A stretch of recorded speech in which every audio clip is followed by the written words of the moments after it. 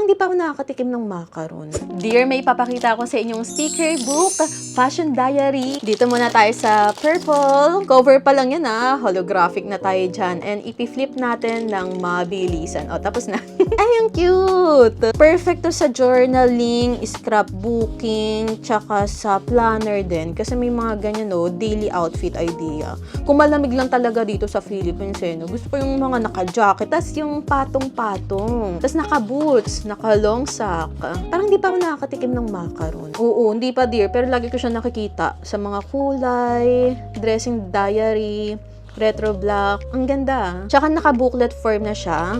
At ang kapal na perfect sa gift din. O, couple outfit, picture day, mood, happy, love story, love. Basta yan, ang dami dear. Naka-precut na yan kaya no need to cut manually. Ay, ito, may mga material paper din tayo dito sa likod. Lalagay ko na lang dyan sa yellow basket.